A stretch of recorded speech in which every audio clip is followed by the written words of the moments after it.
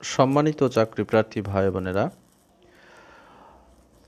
গত 6 ফেব্রুয়ারি 2023 তারিখে অনুষ্ঠিত হয়ে গেল বাংলাদেশ প্রিমিয়ার লিগ বিপিএল 2023-এর নবম আসর।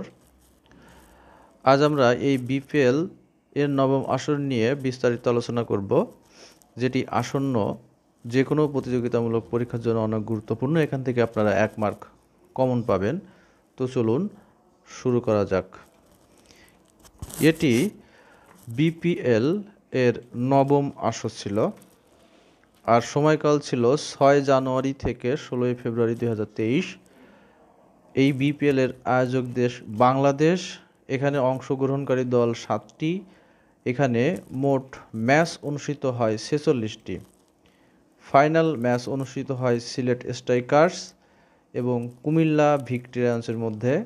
সিলেট স্ট্রাইকার্স 7 উইকেটে 175 রান করে এবং কুমিল্লা ভিক্টোরিয়ান্স 3 উইকেটে 176 রান করে বিজয় ছিনিয়ে আনে। ফাইনালে সিলেট স্ট্রাইকার্সে 7 উইকেটে হারিয়ে টানা দ্বিতীয় এবং বিপিএলের চতুর্থ শিরোপা জয় করে নিল এই কুমিল্লা ভিক্টোরিয়ান্স।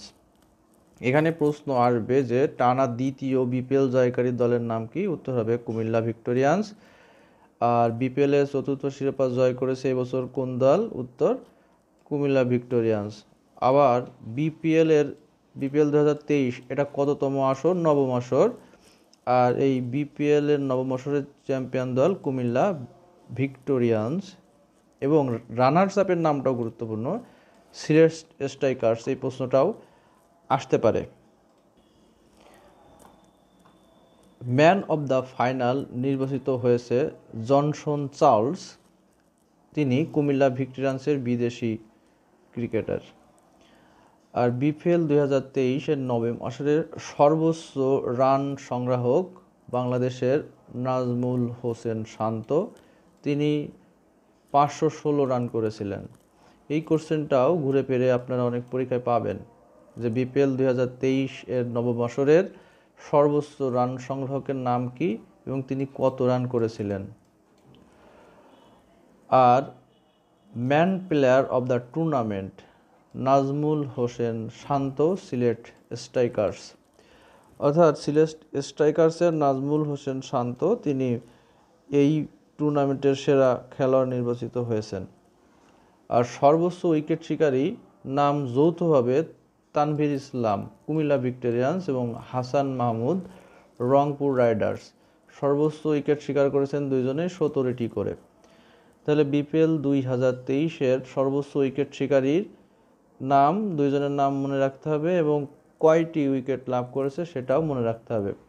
এই টুর্নামেন্টের সেরা ফিল্ডার ছিলেন মুশফিকুর রহিম, সিলেট স্ট্রাইকার্সের তিনি উইকেট কিপার।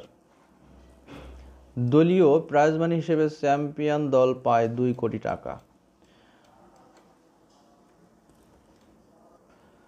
সুপ্রিয় চাকরি প্রার্থী ভাই বোনেরা, bank and PSC previous math solution YouTube চ্যানেলের পক্ষ থেকে আপনাদের জব প্রিপারেশন গাইডে স্বাগতম জানাচ্ছিলাম।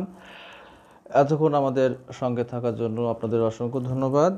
সুপ্রিয় চাকরি প্রার্থী ভাই বোনেরা, আমরা প্রতি সপ্তাহে অনুষ্ঠিত সকল চাকরি পরীক্ষার প্রশ্নের সমাধান এই চ্যানেলে ভিডিও আকারে আপলোড করে থাকি। তাছাড়া প্রতি সপ্তাহের পরীক্ষার আগে সেই পরীক্ষার প্রস্তুতিমূলক ভিডিও আমার চ্যানেলে আমি